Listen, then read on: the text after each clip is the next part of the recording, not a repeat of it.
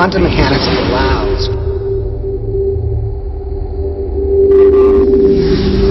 supreme mind. The brain is capable of millions of neural nets.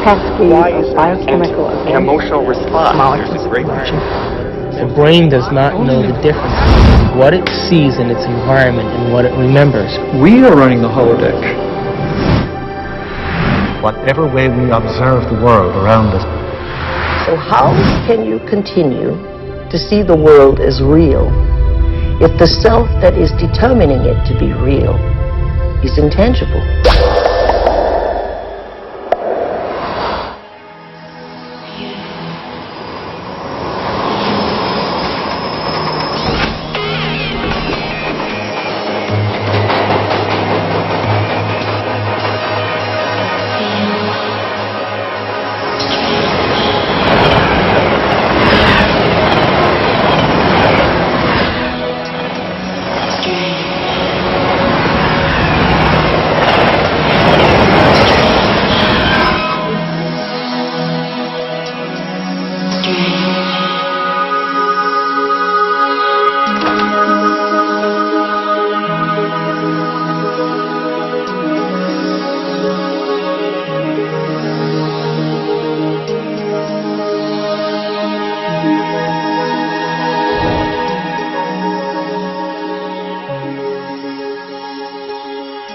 Are all realities existing simultaneously?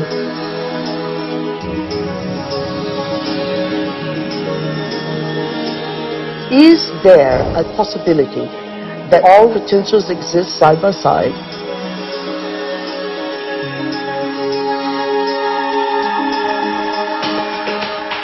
Have you ever seen yourself through the eyes of someone else that you have become?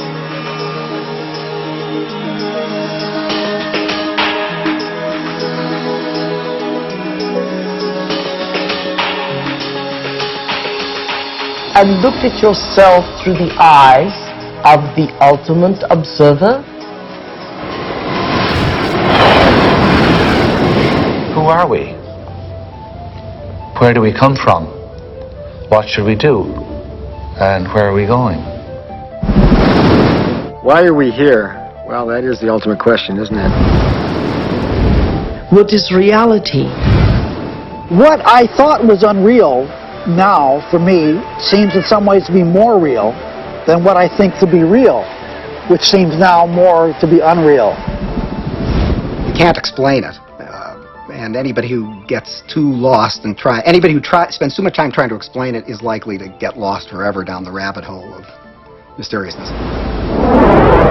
I think the more you look at quantum physics, the more mysterious and wondrous it becomes.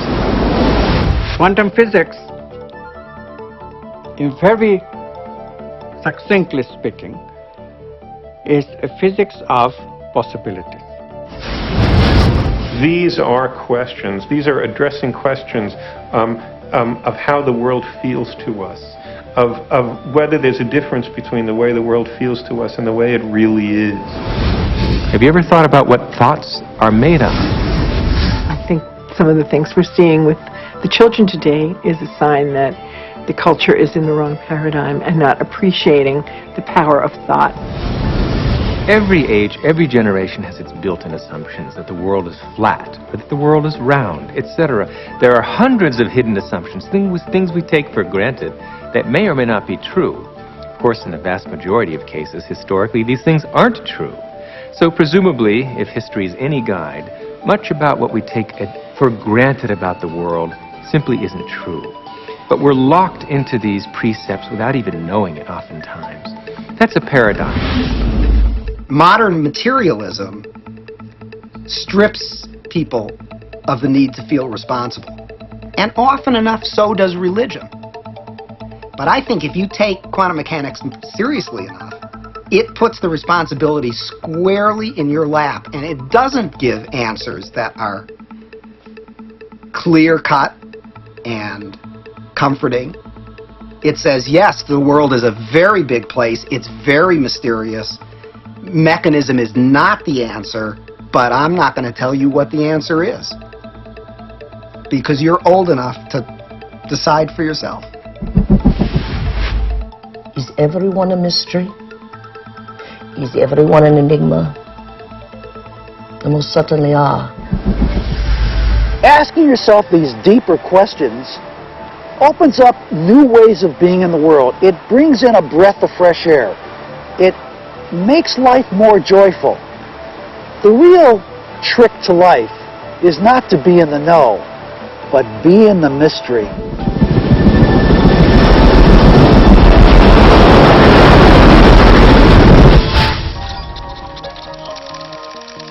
It's time to get wise.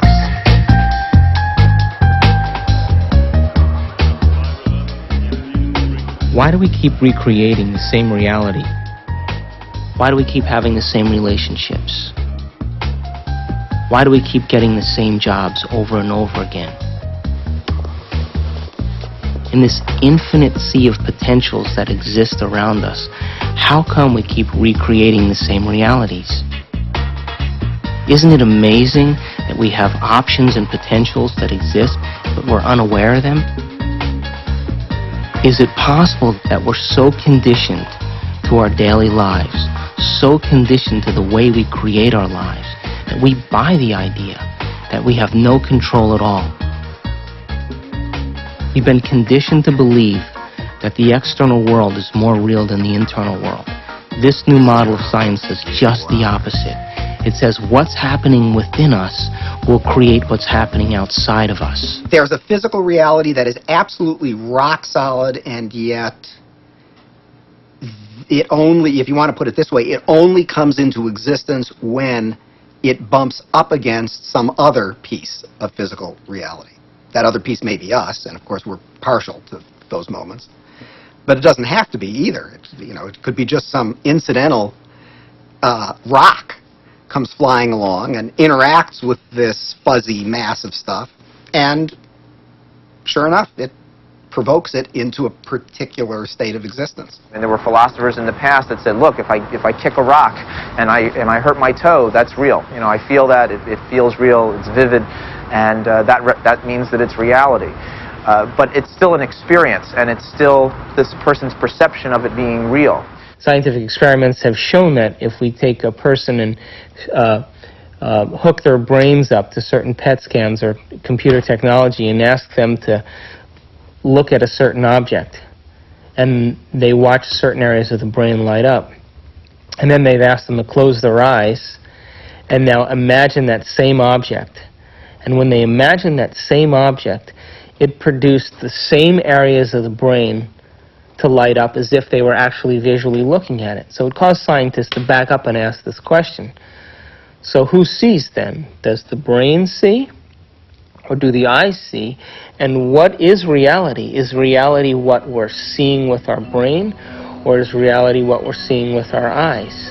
And the truth is that the brain does not know the difference between what it sees in its environment and what it remembers, because the same specific neural nets are then firing.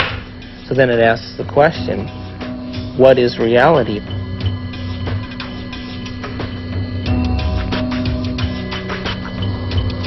We're bombarded by huge amounts of information, and it's coming into our body, and we're processing it, coming in through our sense organs. It's percolating up, and at each step we're eliminating information, and finally what is bubbling up to consciousness is the one that's the most self-serving. The brain processes 400 billion bits of information a second, but we're only aware of 2,000 of those. But our awareness of those 2,000 bits of information are just about the environment, our body, and about time.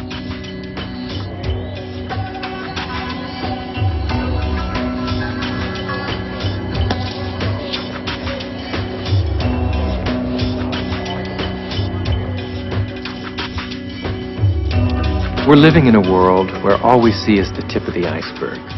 The classical tip of an immense quantum mechanical iceberg. Hey, wow!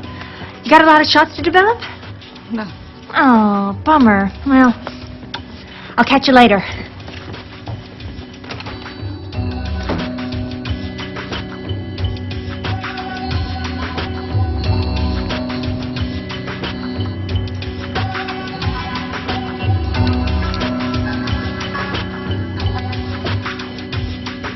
If the brain is processing 400 billion bits of information, and then our awareness is only on 2,000, that means reality is happening in the brain all the time. It's receiving that information, and yet we haven't integrated it.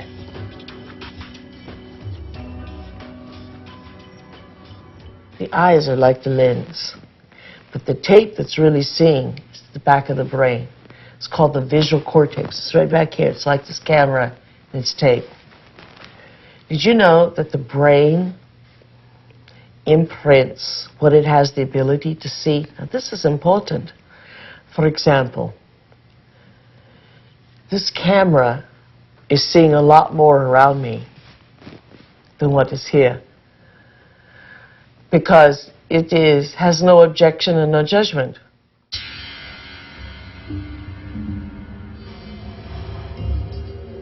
The only movie that's playing in the brain is what we have the ability to see. So is it possible our eyes, our cameras see more than what our brain has the ability to consciously project? Well, the way our brain is wired up, we only see what we believe is possible. We match patterns that already exist within ourselves through conditioning. So a wonderful story that I believe is true is that when the Indians, the Native American Indians on the Caribbean islands saw Columbus's ships approaching, they couldn't see them at all because it was so unlike anything they had ever seen before. They couldn't see it. When Columbus's armada landed in the Caribbean, none of the natives were able to see the ships, even though they existed on the horizon. The reason that they never saw the ships was because they had no knowledge in their brains or no experience that clipper ships existed. So the shaman starts to notice that there's ripples out in the ocean, but he sees no ship, but he starts to wonder what's causing the effect.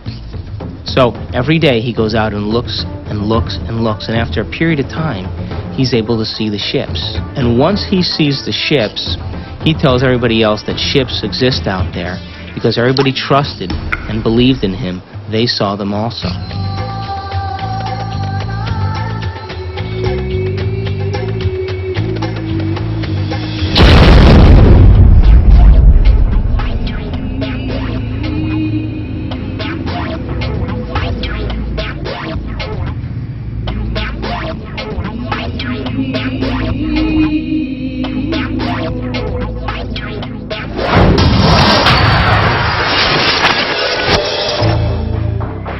We create reality.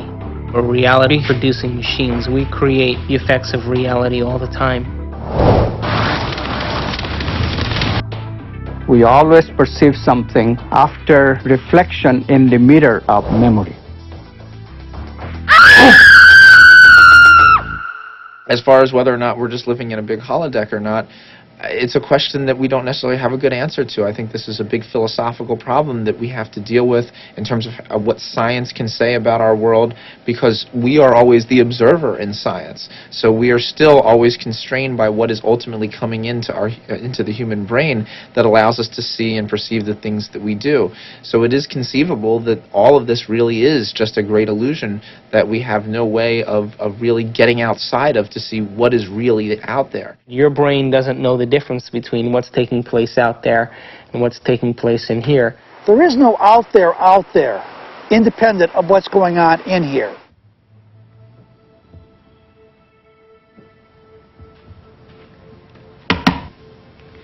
You okay?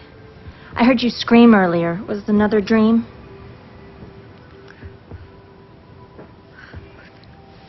You were an Indian, watching Columbus's ship materialize out of thin air. Wow. And this medicine man kept hitting you. Cool.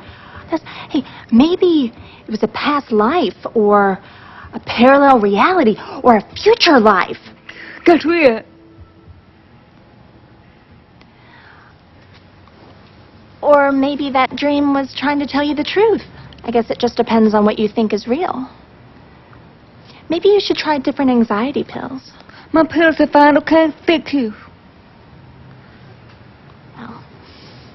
I have to go get dressed. I hope you feel better, Amanda.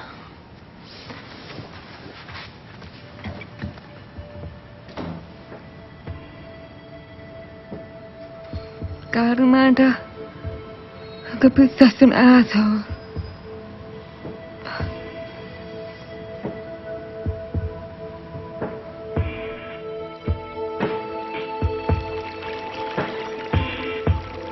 There actually are choices in the direction of how a life can go that are contingent upon small-level quantum effects not being washed out. First of all, let's talk about the subatomic world, and then we'll talk about what it's telling us about reality. The first thing I want to tell you about the subatomic world is it's totally a fantasy created by mad physicists trying to figure out what the heck is going on when they do these little experiments. By little experiments, I mean big energy in little spaces and little pieces of time. It gets pretty nutty at that realm of things, and so subatomic physics was invented to try to figure that all out. We need a new science down there. It's called quantum physics, and it is subject to a whole range of debatable hypotheses, thoughts, feelings, intuitions as to what the heck is really going on. Matter is not what we have long thought it to be. To the scientist, matter has always been thought of as sort of the ultimate in that which is static and predictable. Within all the atoms and molecules, all the space within the particles take up an insignificant amount of the volume of an atom or molecule, the fundamental particles. The rest of it is vacuum. What seems to happen is that particles appear and disappear all the time. So where do they go when they're not here? Now, that question is tricky. I'm going to give you two answers. Answer number one. They go into an alternative universe where the people in that universe are asking the same question about those particles when they come into our universe. They say, where do they go? There's a great mystery called the mystery of the direction of time. There's a certain sense in which the fundamental laws of physics that we have don't make any interesting distinction, say, between past and future. For example, it's a puzzle from the standpoint of the fundamental laws of physics. Why we should be able to remember the past and not have the same kind of epistemic access to the future. It's a puzzle from the standpoint of these laws why we should think something like, by acting now, we can affect the future but not the past. These things, that we have a different kind of epistemic access to the past and the future, that we have a different kind of control by acting now over the future than we do over the past, these things are so fundamental to the way we experience the world that that it seems to me not to be curious about them is to be, 3/4 of the way to being dead.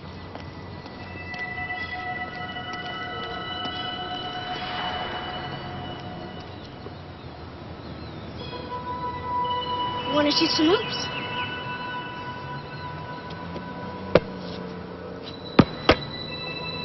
Now you don't have to be like that. Come on and play. Look, he likes you. Don't you have time for a little one-on-one? How long has it been since you played? Come on, you got the ball. Take a shot. No, my lady, not from there. It's out of bounds. Gotta be on the court to be in play.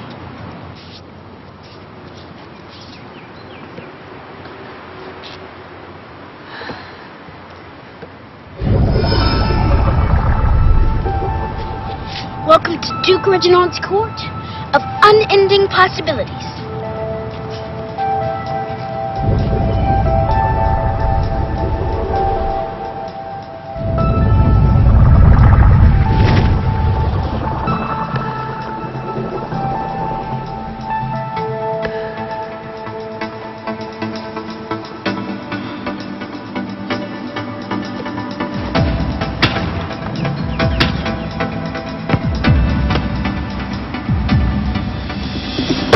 Court rules.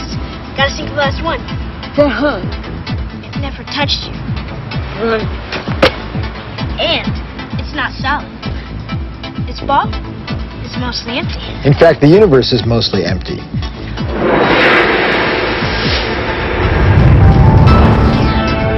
We like to think of space as empty and matter as solid. But in fact, there is essentially nothing to matter whatsoever. It's completely insubstantial. Take a look at an atom. We think of it as a kind of hard ball.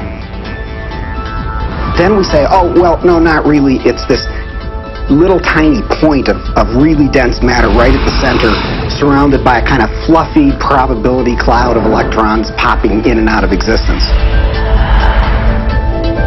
But then it turns out that that's not even right. Even the nucleus, which we think of as so dense, pops in and out of existence just as readily as the electrons do. The most solid thing you can say about all this insubstantial matter is that it's more like a thought. It's like a concentrated bit of information. What makes up things are not more things, but what makes up things are ideas, concepts, information. And like I said, it never touches.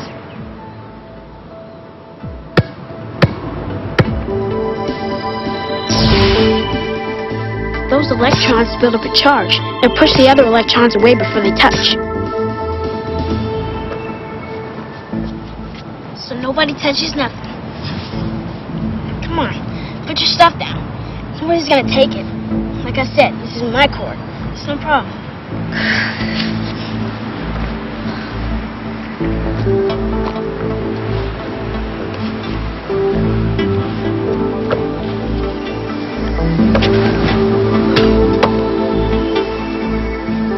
How long has it been? I did. It's only in conscious experience that it seems that we move forward in time. In quantum theory, you can also go backwards in time. You can always go back in time.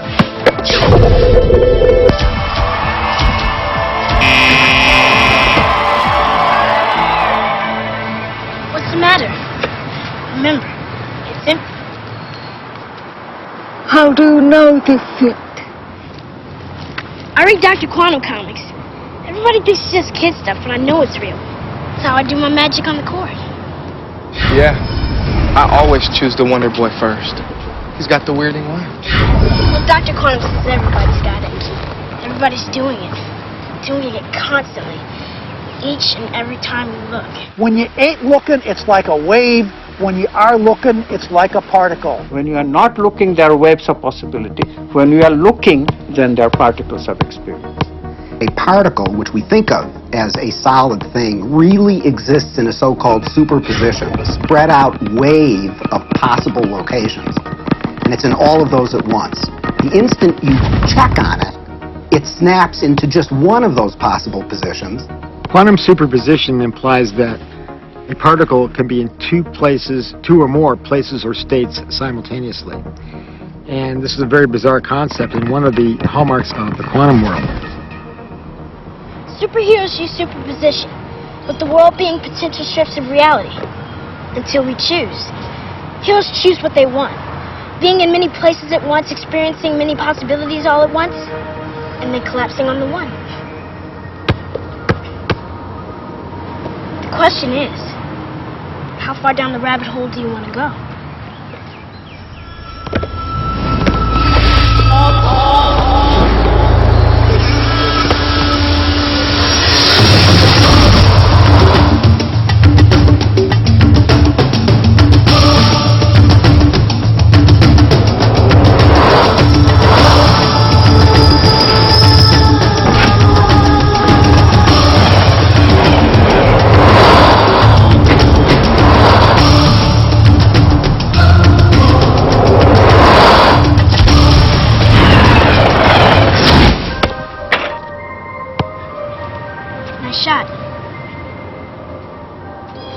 How can a system or an object be in two or more states at the same time? It's very easy. Instead of thinking of things as things, we all have a habit of thinking that everything around us is already a thing, existing without my input, without my choice. You have to banish that kind of thinking. Instead, you really have to recognize that even the material world around us, the chairs, the tables, the rooms, the carpet, camera included, all of these are nothing but possible movements of consciousness. And I'm choosing moment to moment out of those movements to bring my actual experience into manifestation. This is the only radical thinking that you need to do. But it is so radical, it's so difficult, because our tendency is that the world is already out there, independent of my experience. It is not. Quantum physics has been so clear about it. Heisenberg himself, co-discoverer of quantum physics, said atoms are not things. They are only tendencies. So instead of thinking of things, you have to think of possibilities. They are all possibilities of consciousness. You now can see in numerous labs around the United States objects that are large enough to be seen by the naked eye, and they are in two places simultaneously. And you can actually take a photograph of that. Now, I suppose if you showed a photograph, they'd say, oh, great, here's this nice blob of colored light, and I see there's a bit of it over here, and another bit of it. So you got a picture of two dots. What's the big deal? And if you say, well, look right in the chamber. You can see it right there. Oh, I see two things there. You say, no, that's not two things. That's one thing. It's the same thing in two places.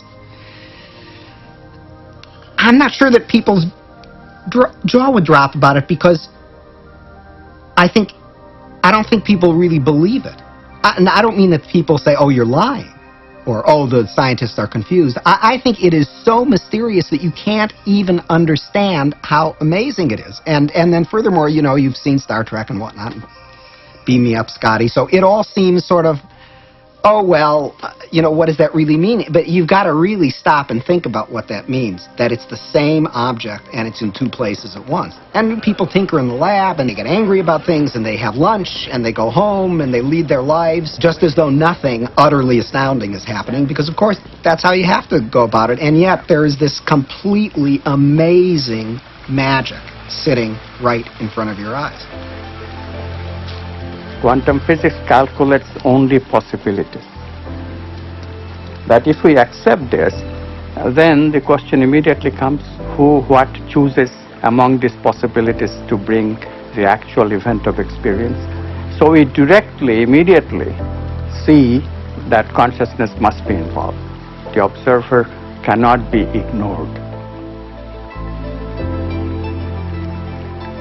We know what an observer does from a point of view of quantum physics, but we don't know who or what the observer actually is. Doesn't mean we haven't tried to find an answer. We've looked. We've gone inside of your head. We've gone into every orifice you have to find something called an observer, and there's nobody home. There's nobody in the brain. There's nobody in the cortical regions of the brain. There's nobody in the subcortical regions or the limbic regions of the brain. There's nobody there called an observer. And yet we all have this experience of being something called an observer, observing the world out there. Is this the observer, and which is so intricate to understanding the wacky, weird world of quantum particles and how they react? Is this, then, the observer? In my modeling, the observer is the spirit inside the four-layered biobody suit. And so it's like the ghost in the machine. It is the consciousness that's driving the vehicle. And it is observing the surround. The four layers of the biobody suit have all kinds of sensory systems to pick up signatures from the surround.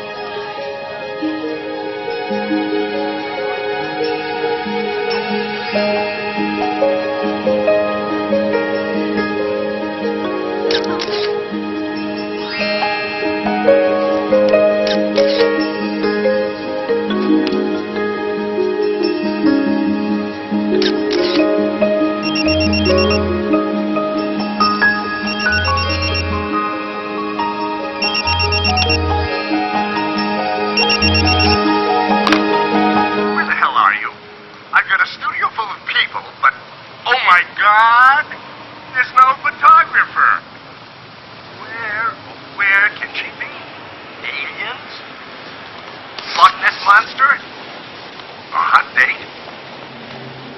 In Washington, D.C., the so-called murder capital of the world, there was a big experiment in the summer of 1993 where 4,000 volunteers came from 100 countries to collectively meditate for long periods of time throughout the day. It was predicted in advance that with such a sized group, you would have a 25% drop in violent crime, as defined by the FBI, in Washington that summer. Well, the chief of police went on television saying that, look, it's going to take 2 feet of snow to reduce crime by 25% in Washington, D.C. this summer. But by the end, the police department became a collaborator and author of this study because the results, in fact, showed a 25% drop in violent crime in Washington, D.C., which we could predict on the basis of 48 previous studies that had already been done on a smaller scale. This leads naturally to wonder, are people affecting the world of reality that they see? You betcha they are. Every single one of us affects the reality that we see, even if we try to hide from that and play victim. We all are doing it. Just tell me where you are. Good. But hurry, will you, please, because these models are giving me a headache. 10 minutes.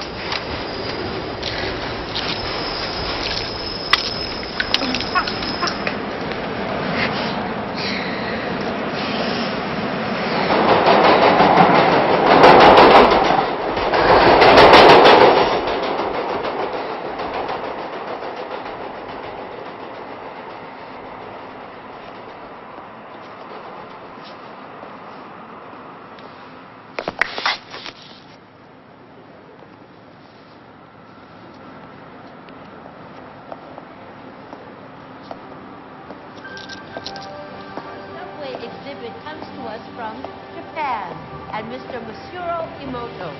Mr. Emoto became terribly interested in the molecular structure of water and what affects it. Now, water is the most receptive of the 4 elements. Mr. Emoto thought perhaps it would respond to non-physical events. So he set up a series of studies, applied mental stimuli, and photographed it with a dark field microscope. This first picture is a picture of water from the Fujiwara Dam. And this picture is the same water after receiving a blessing from a Zen Buddhist monk. Now, in this next series of pictures, Mr. Emoto printed out words, taped them to bottles of distilled water, and left them out overnight. This first photograph is a picture of the pure distilled water, just the essence of itself. These subsequent photographs, as you can see, are each different. This is the chi of love. And we move along here to thank you. And you can see where he taped that to this bottle here. But if you read Japanese, you already knew that. Now, Mr. Emoto speaks of the thought or intent being the driving force in all of this. The science of how that actually affects the molecules is unknown, except to the water molecules, of course. And it's really fascinating when you keep in mind that 90% of our bodies are water.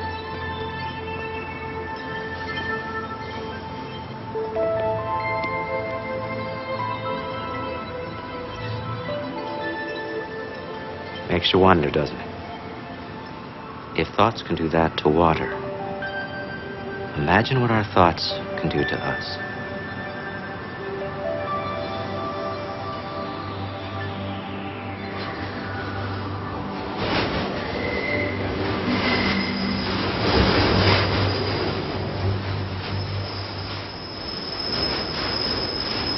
Absolutely, thought alone can completely change the body. Most people don't affect reality in a consistent, substantial way because they don't believe they can. They write an intention and then they erase it because they think that's silly. I mean, I can't do that. And then they write it again and then they erase it. So time average, it's a very small effect. And it really comes down to the fact that they believe They can't do it. If you accept with every rudiment of your being that you will walk on water, will it happen? Yes, it will. But you know, it's like positive thinking. It's a wonderful idea, positive thinking. But what it usually means is that I have a little smear of positive thinking covering a whole mass of negative thinking. So thinking positive is not really thinking positive. It's just disguising the negative thinking that we have. When we think of things, then we make the reality more concrete than it is. And that's where we become stuck. We become stuck in the sameness of reality. Because if reality is concrete, obviously I'm insignificant. I cannot really change it. But if reality is my possibility of consciousness itself, then immediately comes the question of how can I change it? How can I make it better? How can I make it happier? You see how we are extending the image of ourselves? In the old thinking, I cannot change anything because I don't have any role at all in reality. Reality is already there. It's material objects moving in their own way from deterministic laws. And mathematics determines what they will do in a given situation. I, the experiencer, have no role at all. In the new view, yes, mathematics can give us something. It gives us the possibilities that all these movements can assume, but it cannot give us the actual experience that I'll be having in my consciousness. I choose that experience. And therefore, literally, I create my own reality. It may sound like a tremendous bombastic claim by some new agey without any understanding of physics whatsoever, but really quantum physics is telling us that.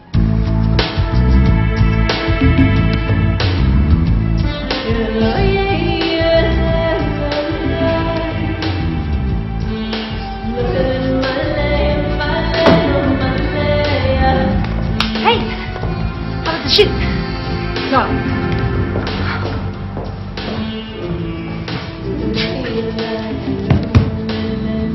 Your boss called. He's worried about you.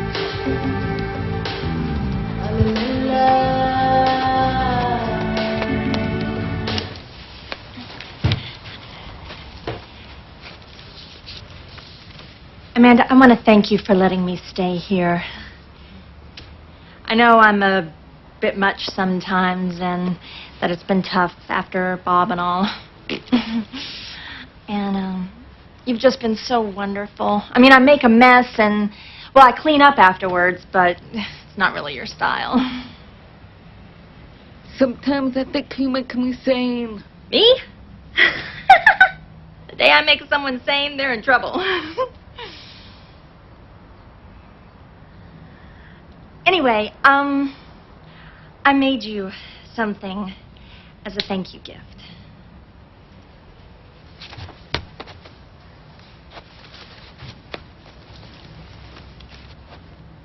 Open it.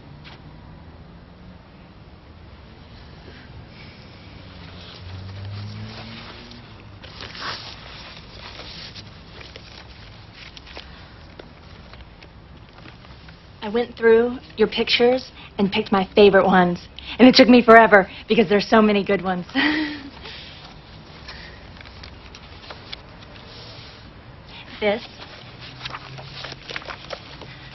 That's for all the wonderful photos you will be taking.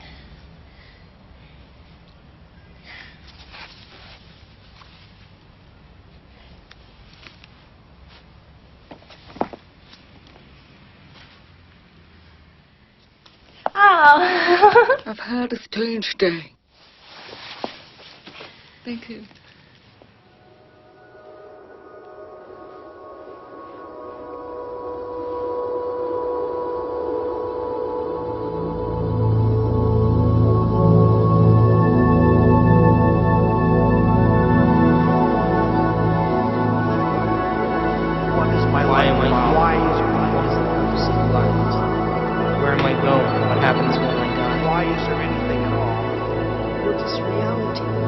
It makes you wonder, doesn't it? If thoughts can do that to water, imagine what our thoughts can do to us. Reality ultimately comes down to our experience. thought about what thoughts are made of? Is there a substance of thought? I guess it just depends on what you think is real. The world being possible timelines of reality. Until we choose. Are all realities in the quantum field existing simultaneously? My definition of an addiction is something really simple, something that you can't stop. There literally are different worlds in which we live. There's the macroscopic world that we see. There's the world of our cells. There's the world of our atoms. The world of our nuclei. These are each totally different worlds. They have their own language. They have their own mathematics. They're not just smaller. Each is totally different. But they're complementary. Because I am my atoms. But I am also my cells. I'm also my macroscopic physiology. It's all true. They're just different levels of truth. The deepest level of truth uncovered by science and by philosophy is the fundamental truth of unity. At that deepest subnuclear level of our reality, you and I are literally one.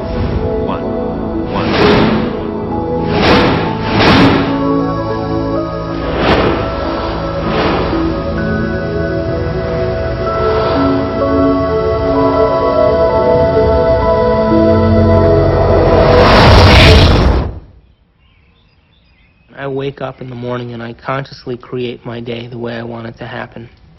Now sometimes, because my mind is examining all the things that I need to get done, it takes me a little bit to settle down and get to the point of where I'm actually intentionally creating my day.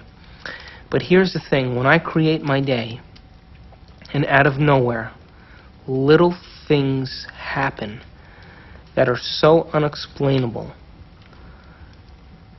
I know that they are the process or the result of my creation.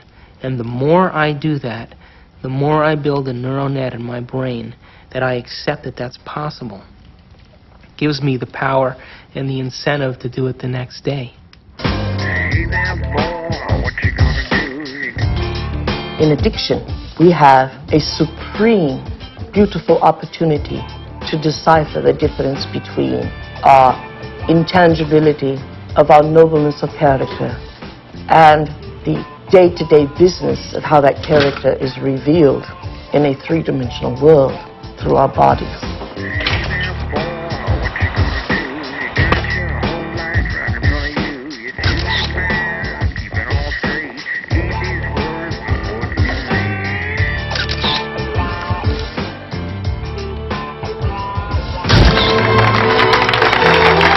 I hate weddings. And what we will learn is that addiction is the feeling of a chemical rush that is cascaded through the bodies through a whole assortment of glands and ductless glands and through the spinal fluid, a feeling that some would call a sexual fantasy. It only takes one sexual fantasy for a man to have a hard-on. In other words, it only takes one thought here for a man to have an erection in his member. And yet, there was nothing outside of him that gave him that. It was what was within him that gave him that. Oh, hey, Amanda, I didn't know you were there. Guilty. A wedding. Come on, Frank. This is a good assignment, if you'd see it that way. What to see? I do. They did. Oh, God, Amanda. I mean, you live in your past. I mean, everything with you is about what happened. You hate churches. You hate weddings. You hate guys. And I want you to go scope it out. Don't need to. I got Mary there. I know. I took the pictures, remember?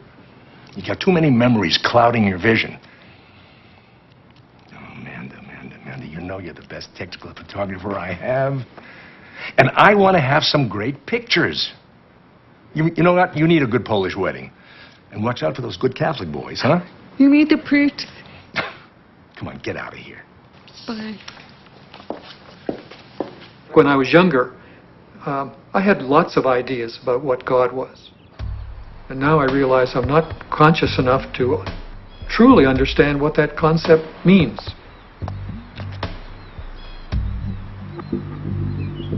That I am at one with the great being that made me and brought me here and that formed the galaxies and the universes, etc. How did that get taken out of religion? It was not hard.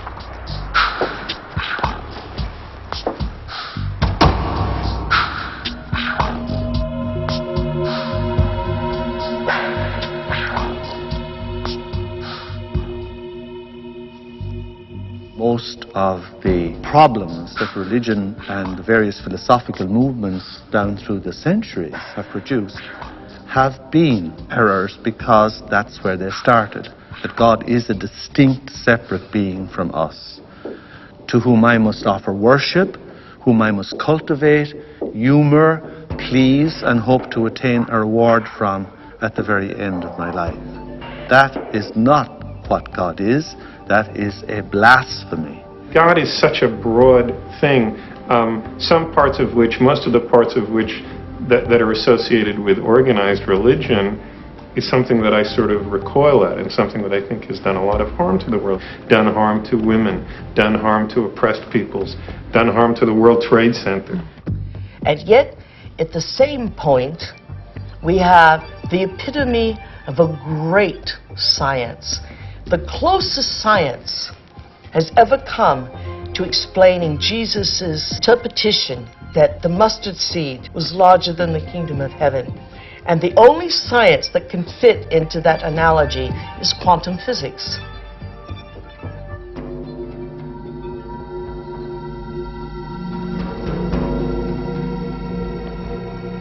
Now, we have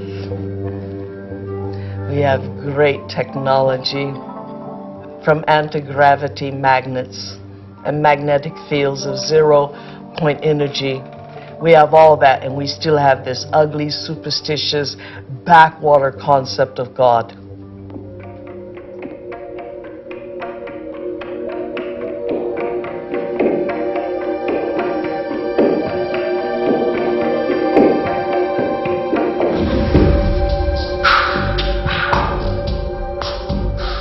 People fall into line very readily when they're threatened by these cosmic sentences of everlasting punishment. But this is not how God is. And once you start to question the traditional images, caricatures of God, people feel you're an agnostic or an atheist or a subverter of the social order. God must be greater than the greatest of human weaknesses, and indeed the greatness of human skill, that God must even transcend, are most remarkable to emulate nature in its absolute splendor. How can any man or woman sin against such a greatness of mind?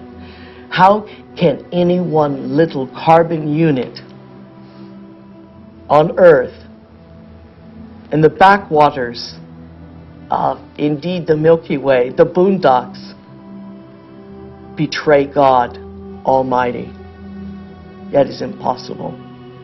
The height of arrogance is the height of control of those who create God in their own image.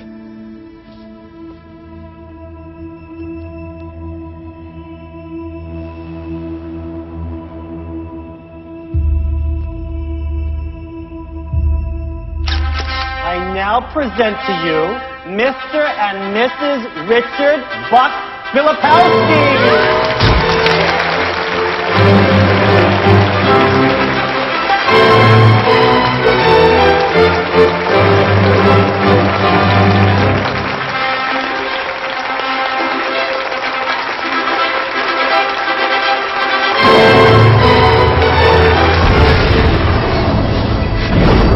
Brain, when it fires its thoughts, is likened unto the landscape of a thundercloud. And the synaptic cleft is the sky between the storm and the earth receptor site. And you see this foreboding dark cloud boiling in the sky. And you see electrical impulses moving through it, veins of electric light, and then you see it hit the ground. brain looks like a thunderstorm when it is presenting a coherent thought. So no one has ever seen the thought. What they do see in neurophysics is that they see a storm raging around different quadrants of the brain. Those are areas that are mapped in the body and what the person must be responding to. A holographic image, rage, murder, hate, compassion, love. The brain does not know the difference between what it sees in its environment and what it remembers, because the same specific neural nets are then firing. The brain is made up of tiny nerve cells called neurons. These neurons have tiny branches that reach out and connect to other neurons to form a neural net. Each place where they connect is integrated into a thought or a memory. Now, the brain builds up all its concepts by the law of associative memory. For example, ideas, thoughts, and feelings are all constructed and interconnected in this neural net, and all have a possible relationship with one another. The concept and the feeling of love, for instance, is stored in this vast neural net. But we build the concept of love from many other different ideas. Some people have love connected to disappointment. When they think about love, they experience the memory of pain, sorrow, anger, and even rage. Rage may be linked to hurt, which may be linked to a specific person, which then is connected back to love. We build up models of how we see the world outside of us. And the more information that we have, the more we refine our model one way or another. And what we ultimately do is tell ourselves a story about what the outside world is. Any information that we process, any information that we take in from the environment is always colored by the experiences that we've had and an emotional response that we're having to what we're bringing in. Who is in the driver's seat when we control our emotions or we respond to our emotions? We know physiologically that nerve cells that fire together wire together. If you practice something over and over again, those nerve cells have a long-term relationship. If you get angry on a daily basis, if you get frustrated on a daily basis, if you suffer on a daily basis, if you give reasons for the victimization in your life, you're rewiring and reintegrating that neural net on a daily basis, and that neural net now has a long-term relationship with all those other nerve cells called an identity. We also know that nerve cells that don't fire together no longer wire together. They lose their long-term relationship because every time we interrupt the thought process that produces a chemical response in the body, every time we interrupt it, those nerve cells that are connected to each other start breaking the long-term relationship. When we start interrupting and observing, not by stimulus and response and that automatic reaction, but by observing the effects it takes, then we are no longer the body, mind, conscious, emotional person that's responding to its environment as if it is automatic.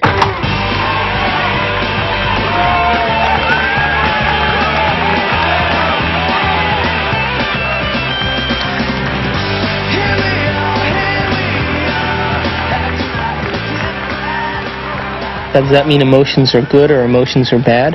No, emotions are designed so that it reinforces chemically something into long-term memory. That's why we have them.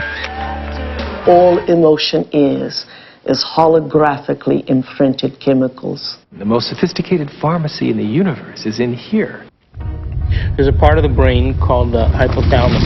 And the hypothalamus is like a little mini factory, and it is a place that assembles certain chemicals that match certain emotions that we experience. Those particular chemicals are called peptides. They're small chain amino acid sequences. The body's basically a carbon unit that makes about 20 different amino acids all together to formulate its physical structure. The body is a protein-producing machine. In the hypothalamus, we take small chain proteins called peptides, and we assemble them into certain neuropeptides or neurohormones that match the emotional states that we experience on a daily basis. So there's chemicals for anger, and there's chemicals for sadness, and there's chemicals for victimization, there's chemicals for lust, there's a chemical that matches every emotional state that we experience. And the moment that we experience that emotional state in our body or in our brain, that hypothalamus will immediately assemble the peptide that then releases it through the pituitary into the bloodstream. The moment it makes it into the bloodstream, it finds its way to different centers or different parts of the body. Now, every single cell in the body has these receptors on the outside. And one cell can have thousands of receptors studying its surface, kind of opening up to the outside world. And when a peptide docks on a cell, it literally, like a key going into a lock, sits on the receptor surface and attaches to it and kind of moves the receptor, and kind of like a doorbell buzzing, sends a signal into the cell. It's party time!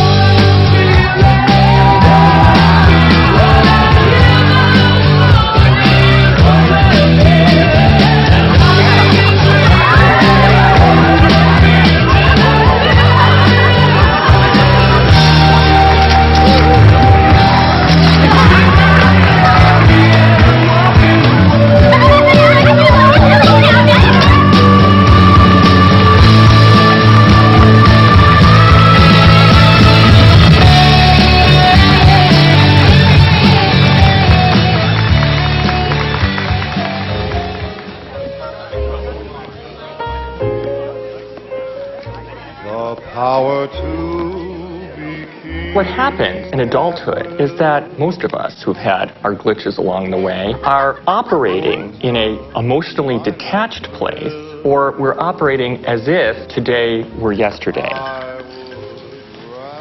What is it? Mixed.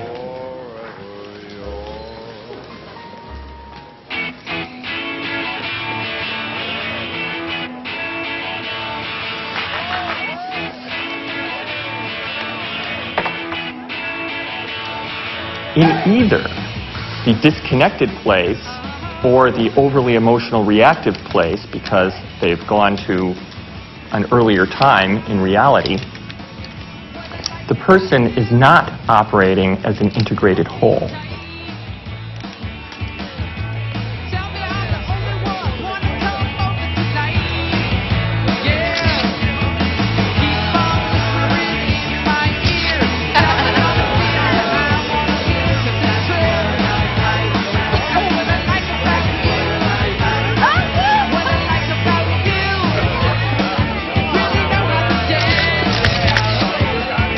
Along the outside of the cell are these billions of receptor sites that are really just receivers of incoming information. A receptor that has a peptide sitting in it changes the cell in many ways. It sets off a whole cascade of biochemical events, some of which wind up with changes in the actual nucleus of the cell. Hi, when I grew up, I wanted to become a photographer just like you. Oh, Got any tips? take that pictures. Thanks. Each cell is definitely alive, and each cell has a consciousness, particularly if we define consciousness as the point of view of an observer. There is always a perspective of the cell. A few years later.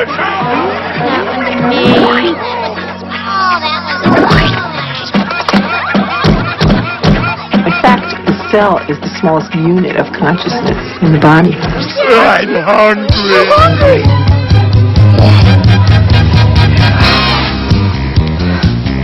Oh yeah! We've commandeered an entire serving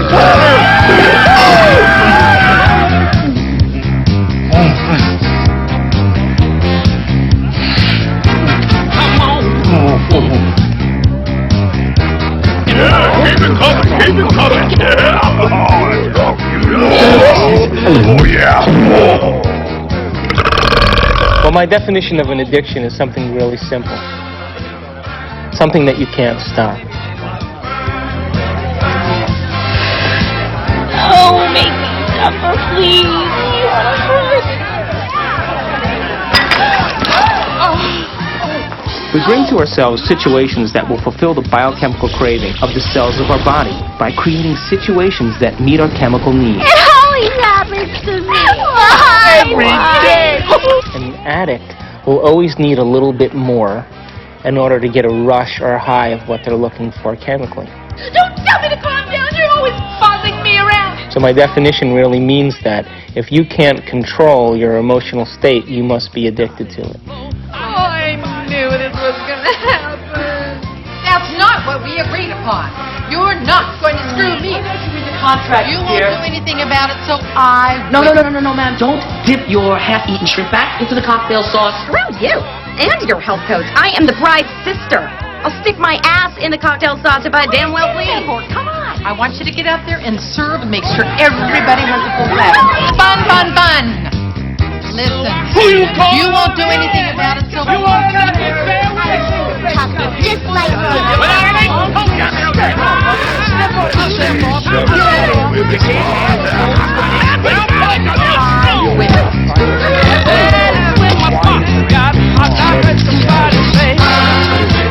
What is reality? What is the real reality?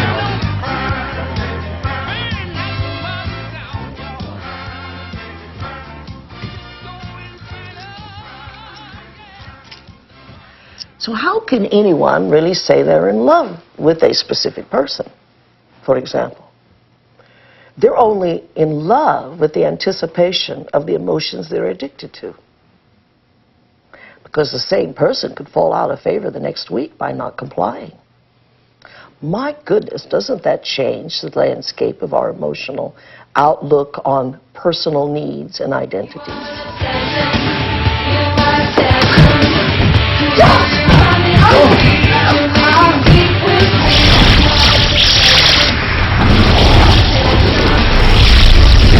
Oh, yeah. Come here.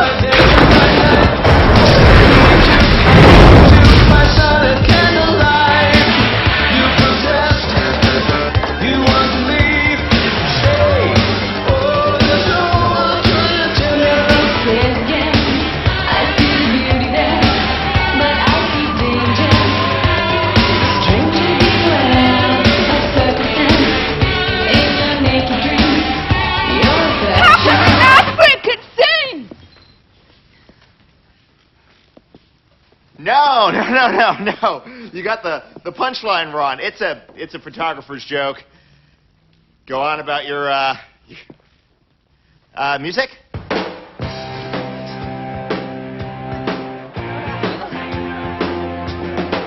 Are you okay? Right, I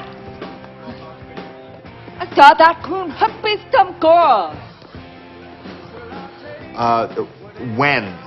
Just now. I was with the groom. Hey, I could read it. I'm sorry. I was with the groom just now. Yeah, he loves Paulette. Where?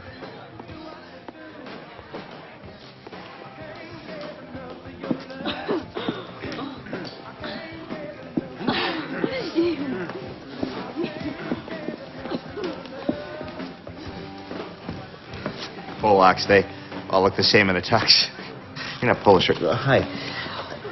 Thanks. Here. This will help.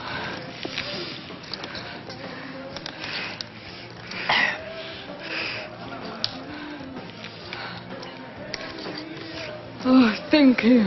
No problem. That was in my mouth. Forget it.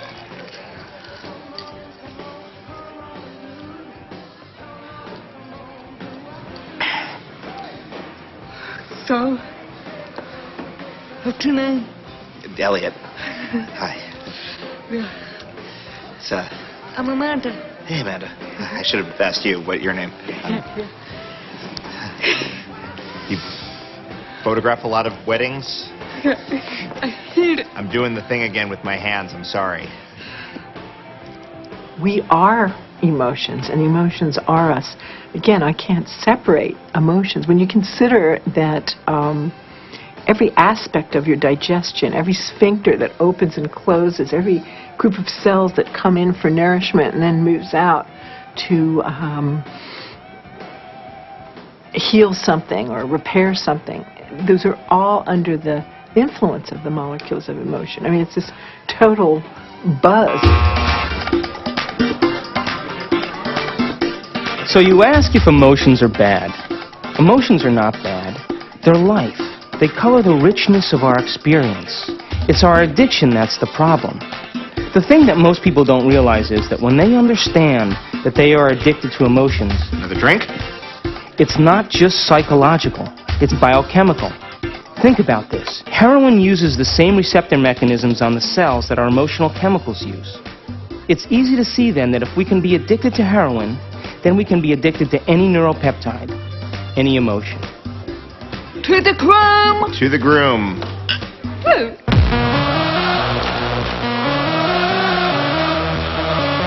What's up, guys? What's up, man? Hello. What do we need? Some boxes. Put out! Yeah, baby!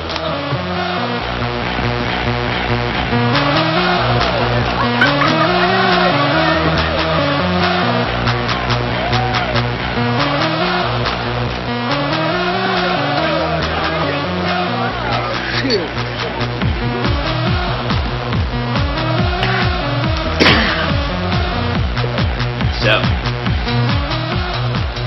The relevant search command that's going on is related to finding a certain emotional state. I mean, we can't even direct our eyes without having an emotional aspect to it.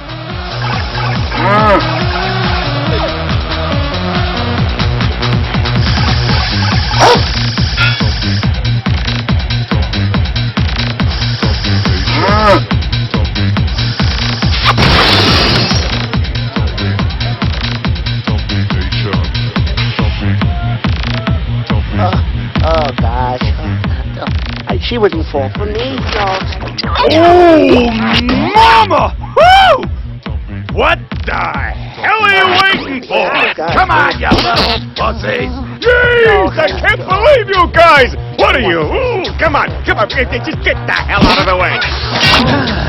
Hi there, honey! Come on, baby, you know you want it. Oh, don't give me that look.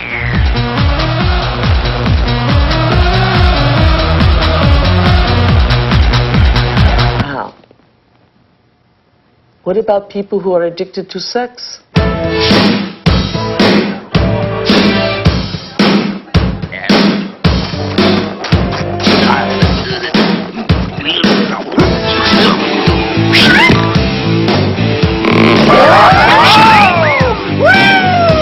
Hello there, big boy. Is there a rocket in your pocket, or are you just happy to see me?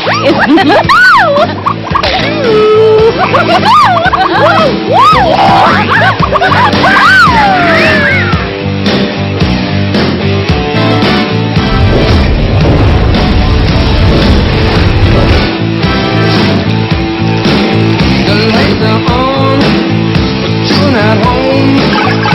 You're mine, not your own. Heart is red, body sweet. Another kiss, what it takes. You can't sleep, you can't eat. There's no doubt you're in deep. So tight, you can't breathe. Another kiss is all you need. Oh, you like to think that you're immune to the stuff. Oh yeah.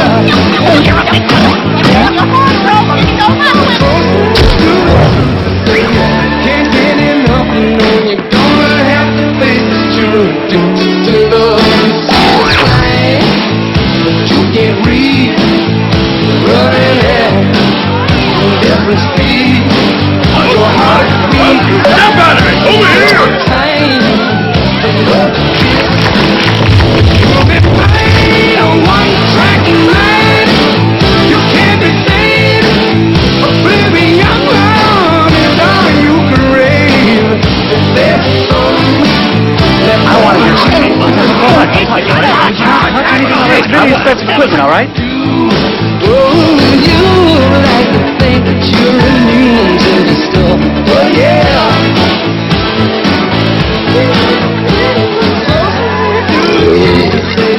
I want to hear some music, okay? I'm gonna play These the people polka. want to hear some I know they're gonna play the You polka. can't have a Polish wedding without polka music!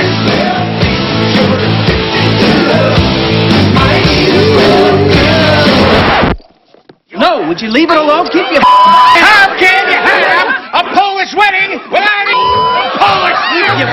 hands off my equipment!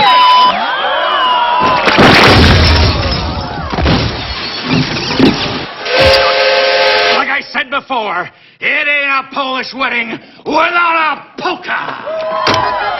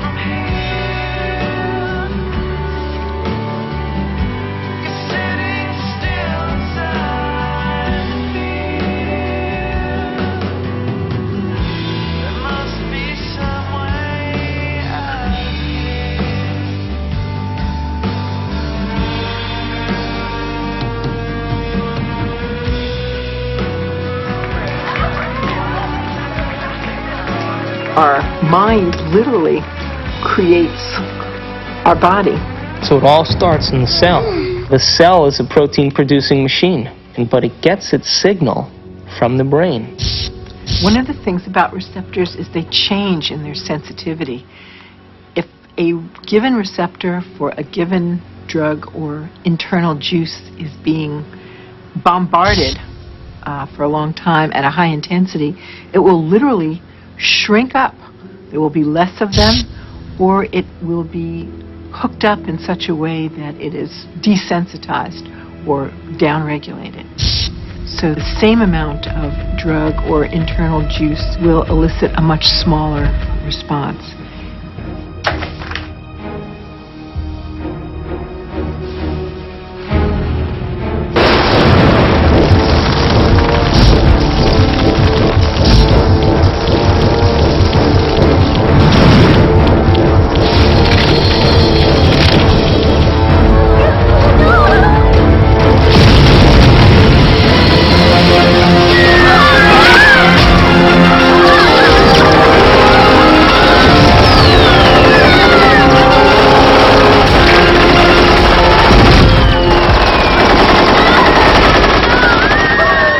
If we're bombarding the cell with the same attitude and the same chemistry over and over again on a daily basis, when that cell finally decides to divide, when it produces a sister cell or a daughter cell, that next cell will have more receptor sites for those particular emotional neuropeptides and less receptor sites for vitamins, minerals, nutrients, fluid exchange, or even the release of waste products or toxins.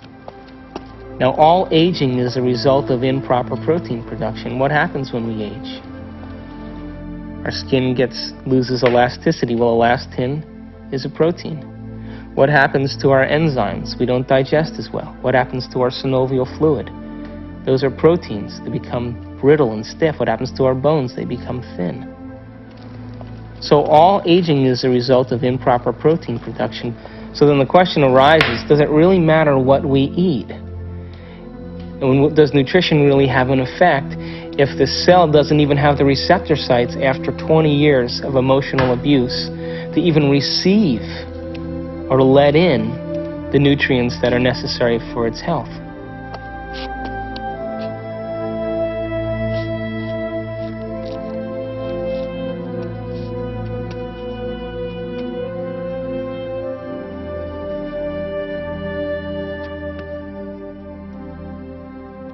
Okay, guys, it's time for a course correction on our trajectory along the path of our adventure. And that course correction is the movement to a new paradigm, just an expansion of the old, just as the universe is larger than we thought it was in our modeling. And it's always larger than we think it is.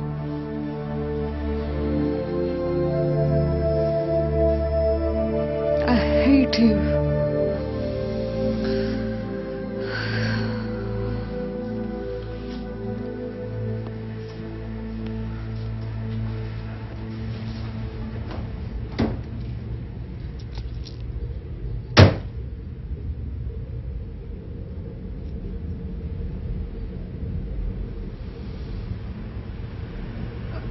Hate you.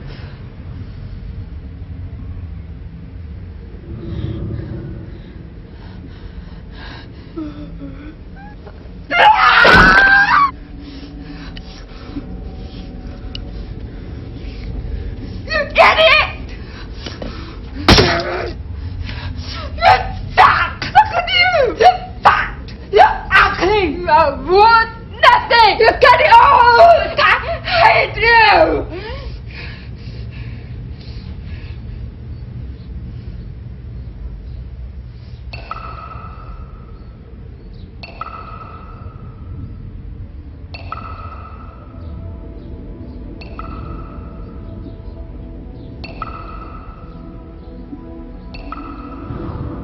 It makes you wonder, doesn't it? If thoughts can do that to water, imagine what our thoughts can do to us.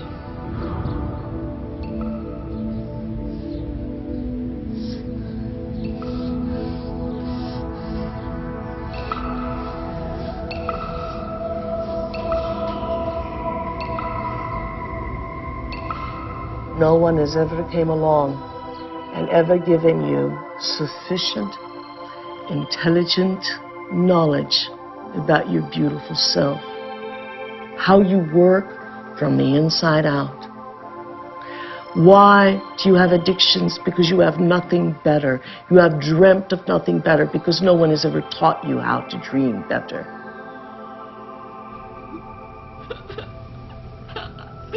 Do I think that you are bad? I don't think you're bad. Do I think you're good? I don't think you're good either. I think you're God.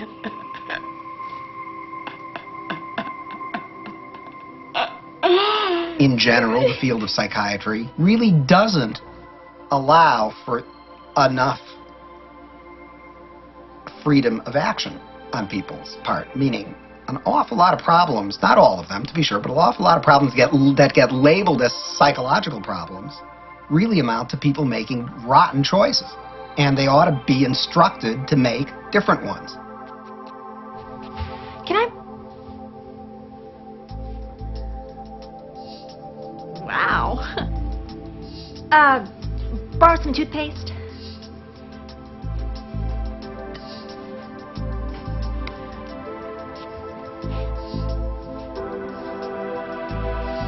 Thanks.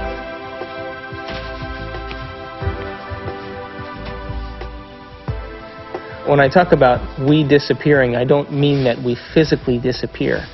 What I mean is that we move out of the area of the brain that has to do with our personality, that has to do with our association to people, our association to places, our association to things and times and events. We don't exist in the associative centers in our brain that reaffirms our identity and reaffirms our personality. For the average person in the world who lives life and considers their life boring or uninspiring is because they've made no attempt to gain knowledge and information that will inspire them. They're so hypnotized by their environment through the media, through television, through people living and creating ideals that everybody struggles to become, that no one can actually become in terms of physical appearance and definitions of beauty and valor that are all illusions, that most people surrender and live their life in mediocrity. And they may live that life, and the soul may never really, their desire may never really rise to the surface, so they may want to be something else. But if it does rise to the surface, and they ask themselves if there is something more, or why am I here? What is the purpose of life? Where am I going? What happens when I die? They start to ask those questions. They start to flirt and interact with the perception that they may be having a nervous breakdown. And in reality, what they're doing is that their old concepts of how they viewed their life in the world start to fall apart.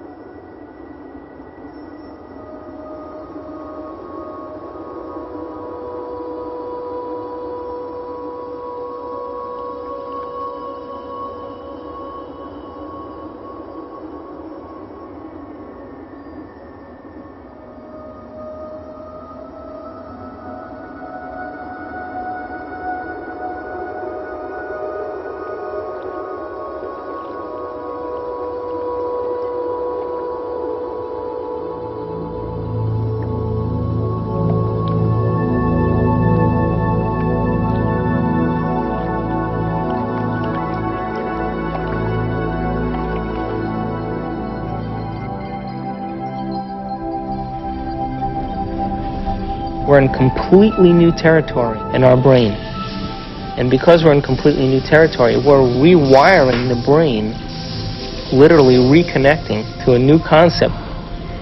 Then ultimately, it changes us from the inside out. If I change my mind, will I change my choices? If I change my choices, will my life change? Why can't I change? What am I addicted to? What will I lose that I'm chemically attached to? And what person, place, thing, time, or event that I'm chemically attached to that I don't want to lose because I may have to experience the chemical withdrawal from that? Hence the human drama.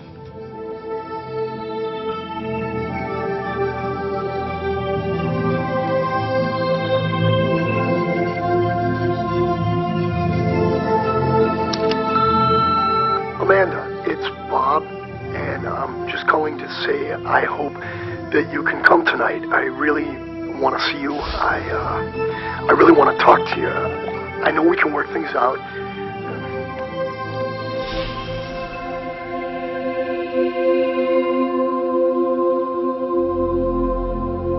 It's the only planet in the Milky Way that has habitation that is steeped in enormous subjugation of religion. You know why that is? Is because people have set up right and wrong. If I do this, I'm going to get punished by God. If I do the other thing, I'm going to get rewarded. This is a really poor description that tries to map out a path in life for us to follow, but with deplorable results, because there really is no such thing as good or bad. We're judging things far too superficially that way. Does that mean you're in favor of sin and licentiousness and depravity? No. It simply means that you need to to improve your expression and understanding of what you're dealing with here. There are things that I do, and I know they'll evolve me. There are other things that will not evolve me. But it's not good or bad. And there's no God waiting to punish you because you did one or the other. There is no God condemning people. Everyone is God's. At the same time, God is the sort of placeholder name for those parts of our experience of the world which are somehow transcendent, somehow sublime. I have no idea what God is. Yet I have an experience that God is. There is something very real about this presence called God. Although I have no idea how to define God, to see God as a person or a thing, I can't seem to do it. It's kind of like asking a human being to explain what God is similar to asking a fish to explain the water in which the fish swims. God is the superposition of all the spirit from all things. You are a God in the making, and you have to walk this path. But someday, you have to love the abstract as much as you love the condition of addiction. The only way that I will ever be great to myself is not what I do to my body, but what I do to my mind.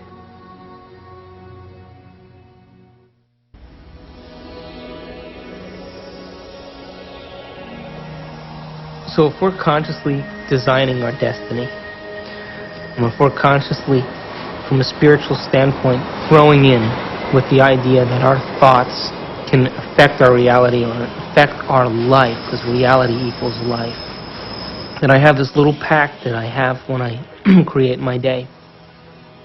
I say I'm taking this time to create my day, and I'm infecting the quantum field. Now, if is in fact the observers watching me the whole time that I'm doing this, and there is a spiritual aspect to myself, then show me a sign today that you paid attention to any one of these things that I created, and bring them in a way that I won't expect. So I'm as surprised at my ability to be able to experience these things, and make it so that I have no doubt that it's come from you.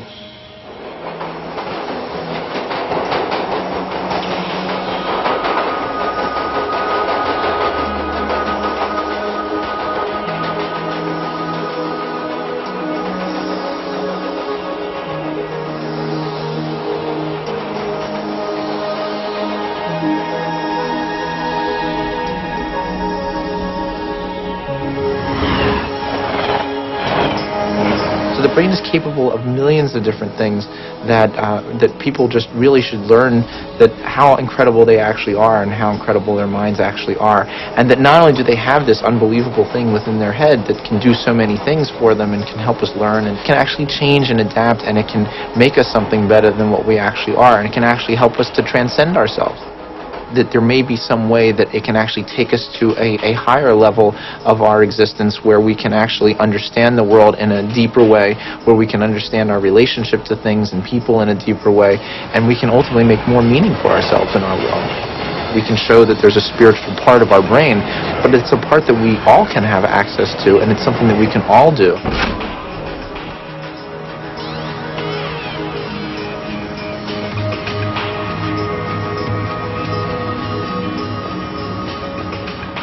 We have to formulate what we want and be so concentrated on it and so focused on it and have so much of our awareness of it that we lose track of ourselves. We lose track of time. We lose track of our identity. And the moment we become so involved in that experience that we lose track of ourselves, we lose track of time, that picture is the only picture that's real. And everybody's had that experience when they've made up their mind that they've wanted something. That's quantum physics in action. That's manifesting reality. That's the observer in full effect. Your consciousness influences others around you. It influences material properties. it influences your future. You are co-creating your future.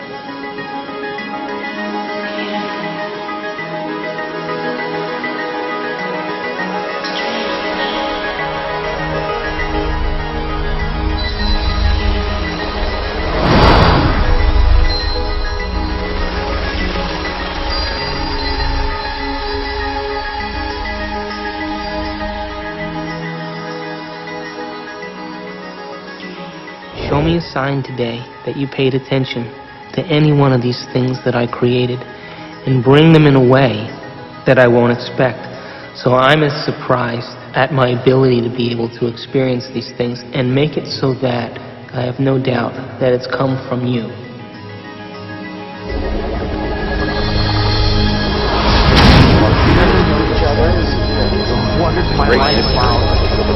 Consciousness is related to something fundamental.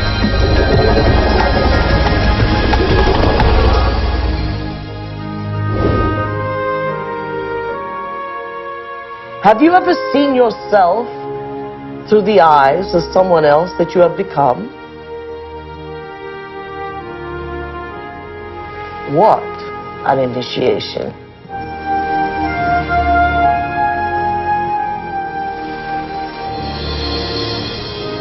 Have you ever stopped for a moment and looked at yourself through the eyes of the ultimate observer?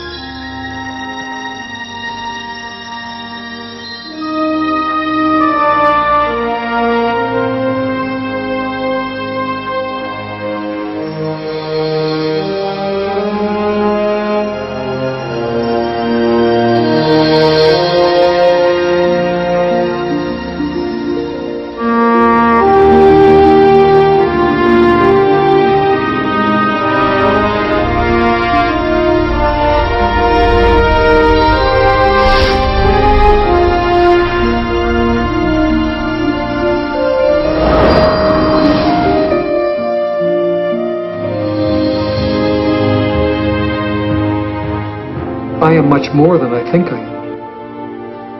I can be much more even than that. I can influence my environment with people. I can influence space itself. I can influence the future.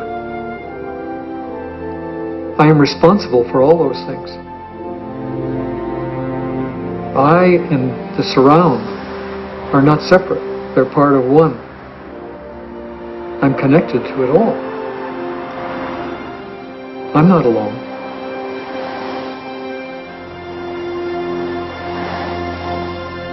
Knowing that there's this interconnectedness of the universe, that we are all interconnected and that we are connected to the universe at its fundamental level, I think is as good an explanation for spirituality as there is.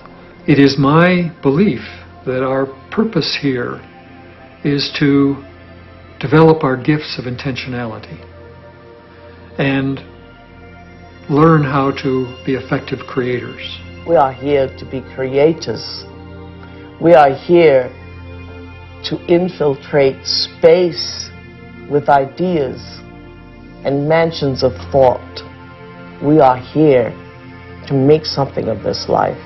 To acknowledge the quantum self, to acknowledge the place where we really have choice, to acknowledge mind. When that shift of perspective takes place, we say that somebody has been enlightened.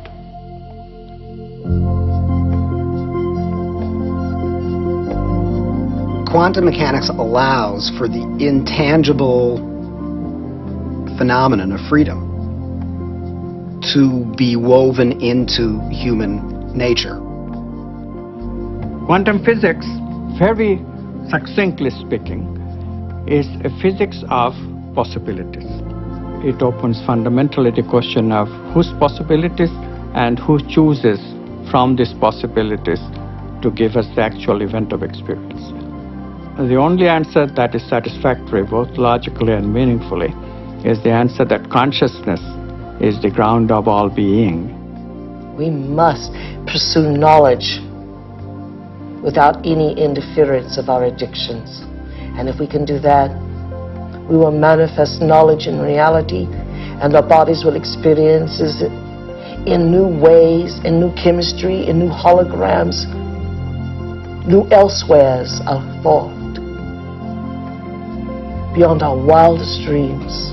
All of us one day will reach the level of the avatars that we have read about in history, the Buddhas and the Jesus. Welcome to the kingdom of heaven, without judgment, without hate, without testing, without anything. That we simply are has allowed this reality we call real, from the power of intangibility, to pull out of inertness action, chaos, and hold it into its form, and we call it matter.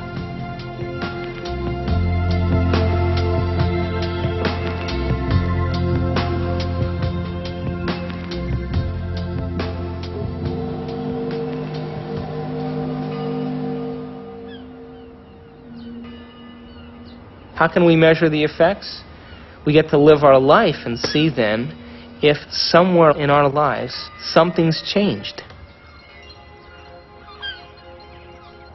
And then if it has changed, we become the scientists to our life, which is the whole reason why we're here.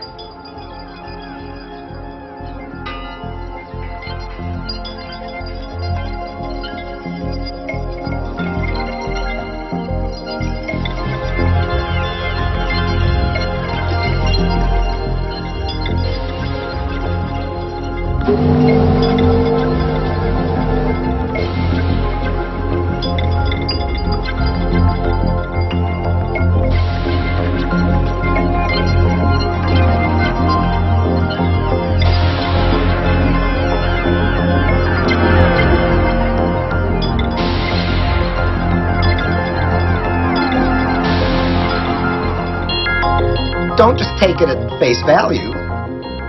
Test it out and see whether it's true.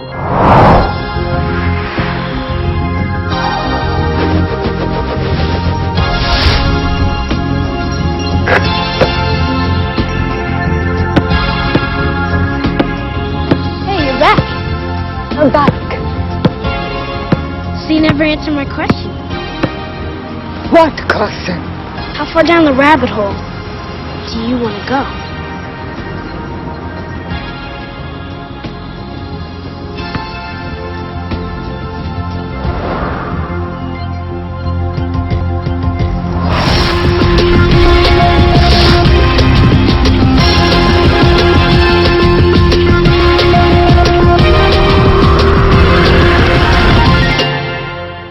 Ponder that for a while.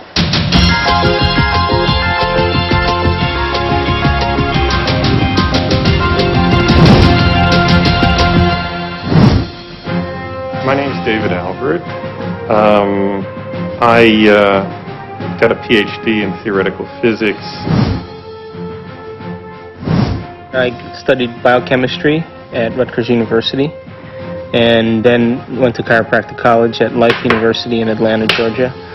My postgraduate training is in anatomy and physiology, neurochemistry, neurophysiology, and genetics. I study quantum physics. I sometimes teach it. I have written a book on quantum physics and many books explicating the meaning of quantum physics. After my PhD from Harvard, I went to CERN, the European Laboratory for Particle Research, and then joined faculty at Stanford.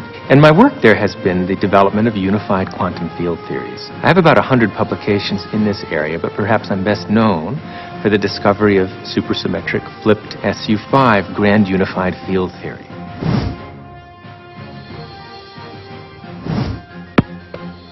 I make my living as an anesthesiologist, and every day as I put my patients to sleep, I kind of wonder where they go and why they're there in the first place. And that's one of the reasons that attracted me to anesthesia and the study of consciousness.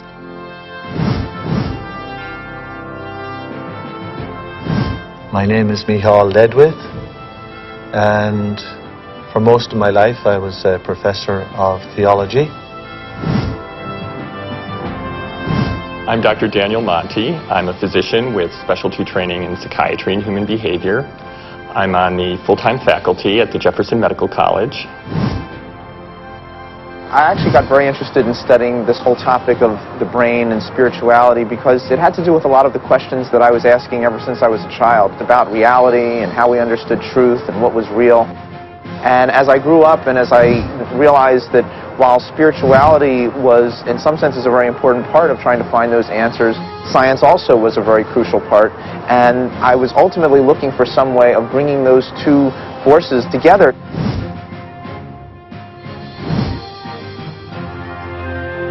Well, my name is Candace Pert, and I'm a professor at Georgetown in the medical school. Here we are actually filming great thinkers. Everyone in this room is a great thinker. Now that we got them thinking, that's always a trick, isn't it? I should make it clear that I'm a graduate student in physics. I'm not a full-fledged theoretical physicist yet. But if fortune smiles on me and I continue to work like a dog on my problem sets and exams and whatnot, eventually what I hope to do with this is to apply fundamental quantum theory to quantum information processing. So I decided, well, if I gave up being department chairman, and if I gave up all my professional committees, and I gave up all my government committees, I would have a block of time that I could put to work. Of course, I give up all my power positions, but you have to sacrifice something. I had to keep my day job because my family needed to be fed.